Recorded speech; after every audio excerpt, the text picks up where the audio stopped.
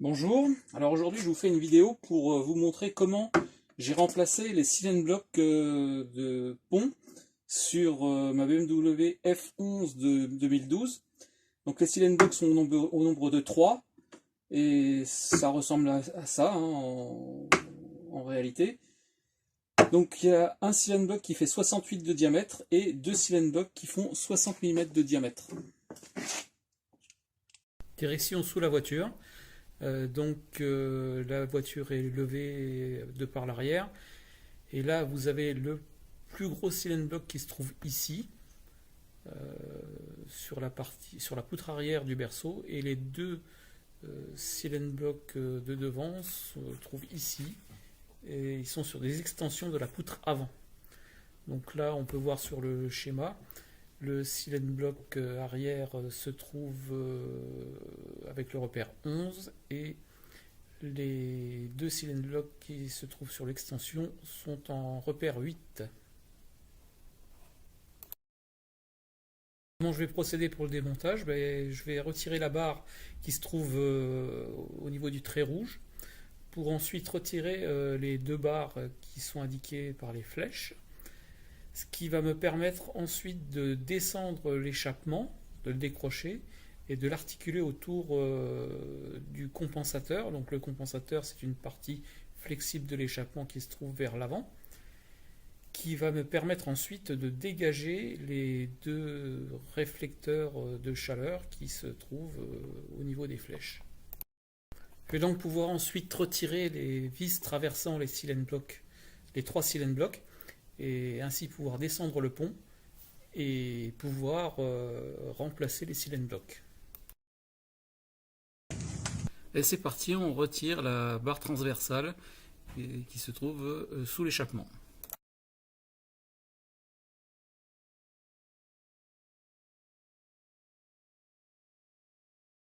On va maintenant retirer les deux barres qui sont fixées d'une part sur le châssis à l'avant des ponts de arrière et d'autre part sur une platine à l'arrière du pont par des vis de 12 mm empreintes de 19 et en leur point central par deux vis de 8 mm empreintes de 13 mm.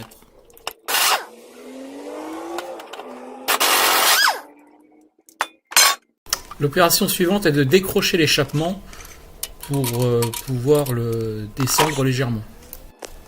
L'échappement est maintenu en 3 points, une attache sur une vis de silent block et sur le silencieux à l'arrière, un point sur le pare-choc et un autre point derrière le silencieux.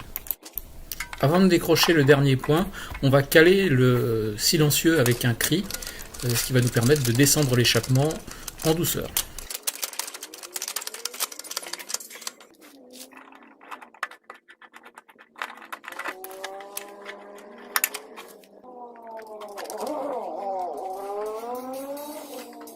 Une fois l'échappement descendu, on a accès aux vis du pare-chaleur.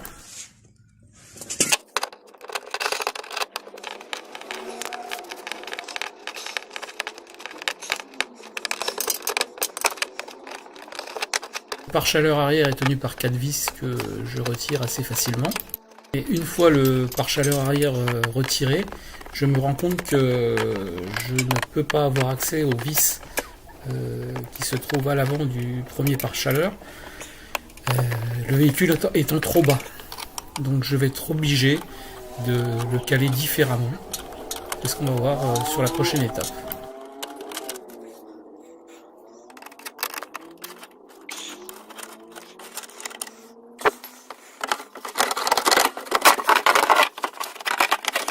Donc là je vais raccrocher l'échappement par un seul point, le dernier point que j'avais décroché d'ailleurs, et puis on passe à l'étape suivante. Donc là je vais caler la voiture avec des rampes que j'avais fabriquées il y a quelques années, alors notamment pour faire les vidanges de boîte de vitesse, ce qui me permet donc de caler la voiture à 60 cm du sol environ, ce qui est beaucoup plus facile pour aller travailler en dessous et pour accéder au-dessous de la voiture.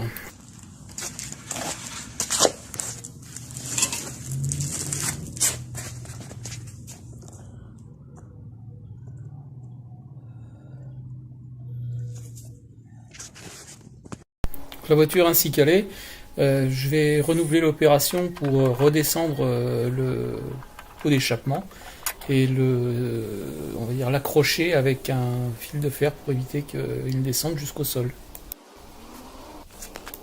Ça va me permettre de récupérer le cri qui me permettra par la suite de descendre le pont.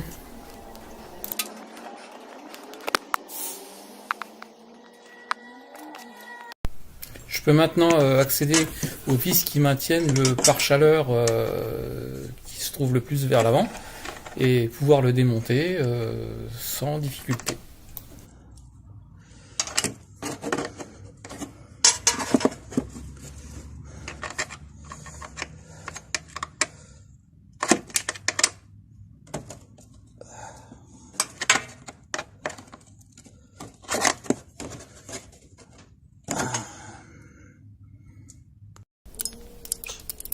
Je desserre la patte du support central d'échappement qui est tenu par un écrou sur une vis de silent block de pont.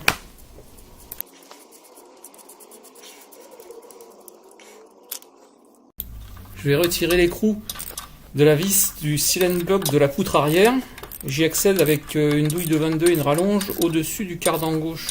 C'est pas très accessible visuellement, mais ça se fait plutôt pas mal.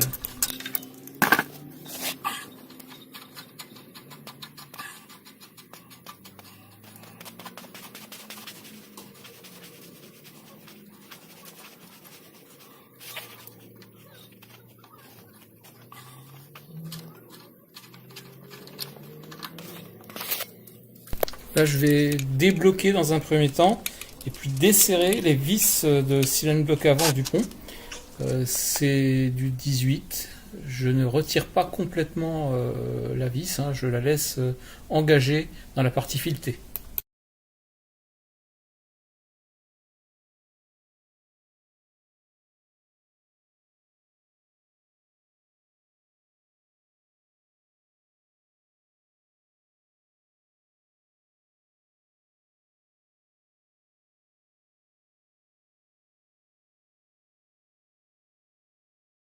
Avec un cri, j'ai légèrement soulagé le pont pour pouvoir terminer le dévissage des vis avant à la main.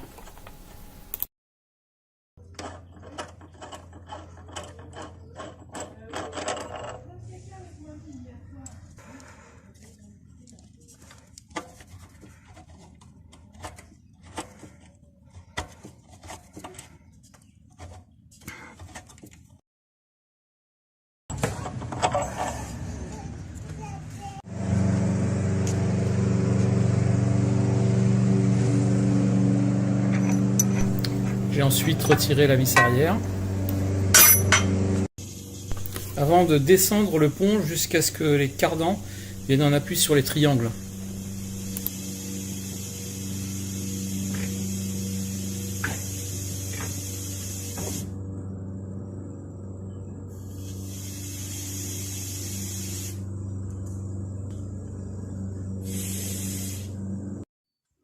Pour la réalisation de l'opération, je me suis équipé d'un coffret.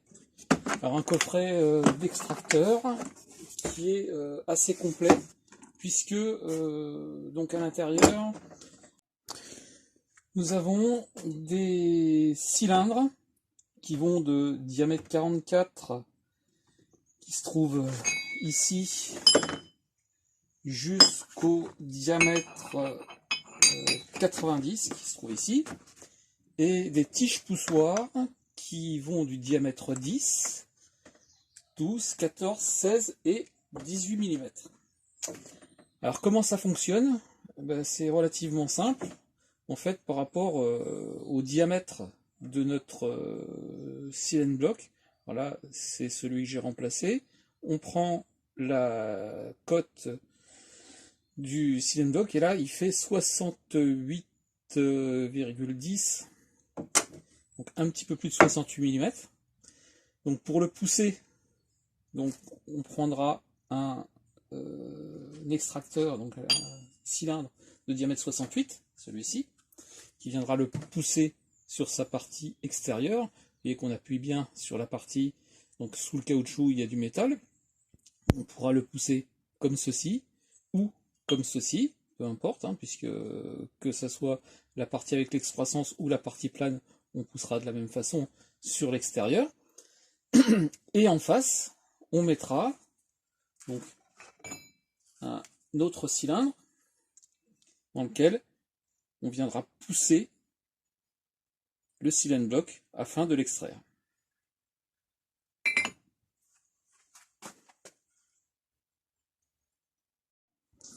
On choisira également la tige. Donc là, on va venir mesurer le diamètre intérieur du silane block, où là on a 14,33, donc ce qui fait que on peut prendre la tige d'extraction de diamètre 14 qui passe à l'intérieur. À partir de ce moment-là, il suffit de dévisser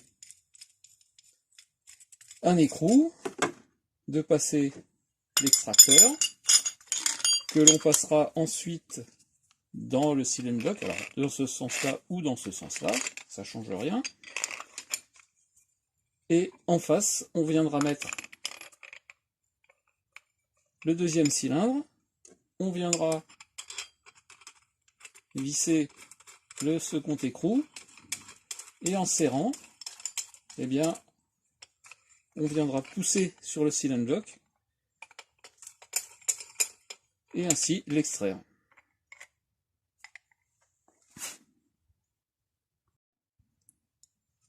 Pour le remontage, donc on peut procéder de la manière inverse, c'est-à-dire qu'on met le cylindre pousseur comme ceci, et on viendra repousser le silane block à sa place. Et moi j'ai opté pour une autre solution qui est un petit peu plus simple, dans la mesure où j'ai mis deux cylindres les uns dans les autres, pour pouvoir venir pousser sur la partie plane. Et ici c'est plat, comme ceci. Alors ce qui permet, quand on repousse, si on est légèrement décalé, de bien pousser sur l'ensemble, puisque ici c'est plein, alors que de l'autre côté c'est évidé, donc forcément on risque de pousser un petit peu différemment. Donc je me suis mis comme ça, voilà, j'ai mis la tige au milieu, voilà, et en face j'ai mis un autre cylindre pour repousser de cette manière-là. Alors comment ça se passe en réalité? En fait, c'est moins évident qu'à l'établi. On met la tige filetée au travers des deux extracteurs et du silane block qui est en place. Et puis on met les écrous et puis on serre jusqu'à ce que on extrait le silane block. Alors, ce que je conseille et que je n'ai pas fait, c'est d'investir dans des clés à œil à cliquer, ce qui permet de passer la tige filetée à l'intérieur, et compte tenu des faibles débattements qu'on peut avoir pour visser et dévisser, ça permet d'aller beaucoup plus vite.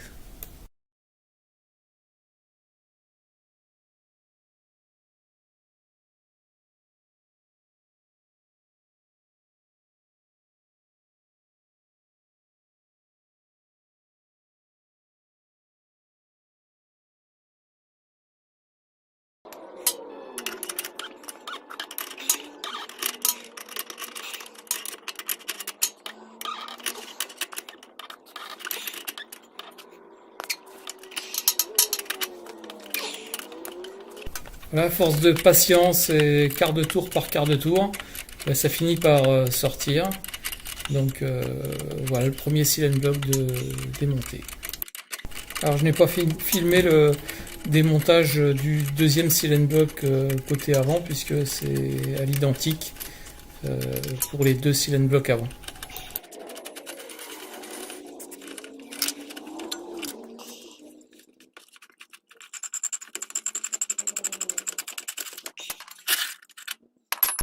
Voilà le montage prêt à être serré pour le silane block arrière.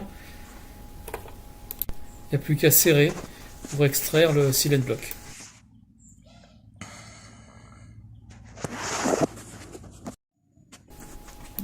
Donc après démontage, j'ai pu constater que tous les silane blocks était fendu de manière assez importante. Donc je pense que c'est un point qui n'était pas à négliger.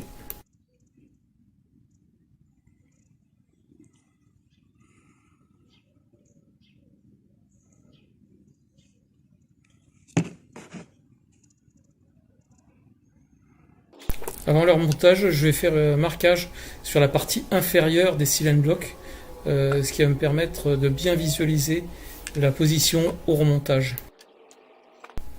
Donc on peut passer au remontage. Là on peut bien visualiser le marquage de la partie inférieure du cylindre bloc. Donc on remet l'empilage dans l'autre sens afin de pousser sur le cylindre bloc pour pouvoir le renquiller dans son logement.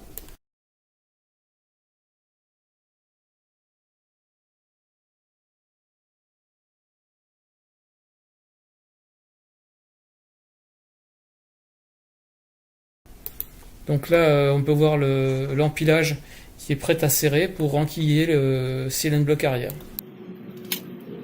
Maintenant que les 3 cylindres blocs sont en place, on peut remonter le pont. Pour ça, il suffit de lever le cri tranquillement, légèrement, en faisant attention à ce que tout passe correctement.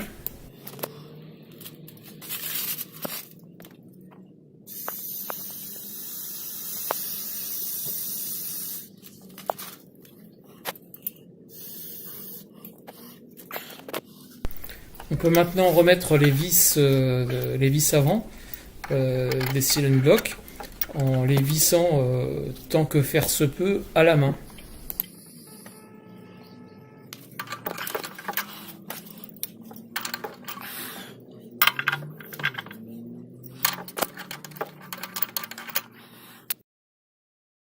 Et puis quand on peut plus visser à la main, on utilise une clé pour les visser.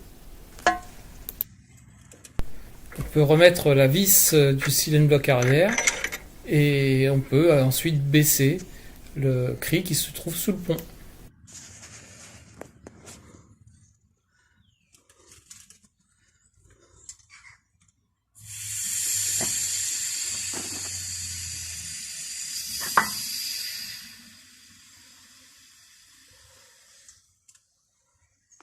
On peut remettre l'écrou de la vis de cylindre bloc arrière.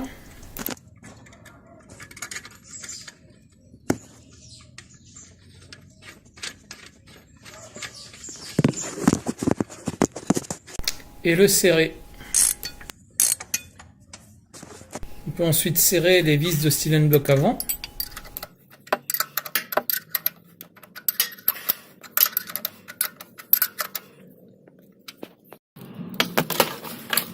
Il faut ensuite remettre en place les 2 pare-chaleur en les glissant au-dessus de l'échappement.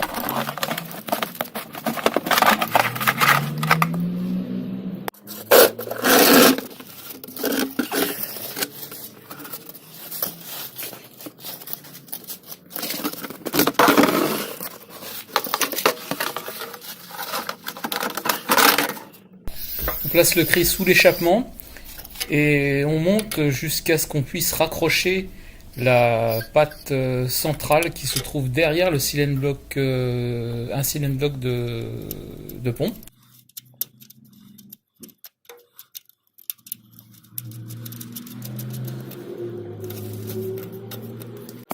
On peut ensuite remettre le support d'échappement qui se trouve devant le silencieux.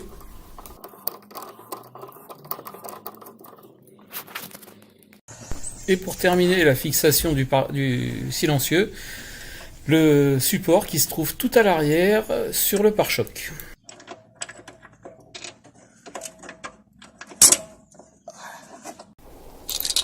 Ouais, il ne reste plus qu'à monter la barre transverse et les 2 barres longitudinales sous la voiture et l'opération est terminée.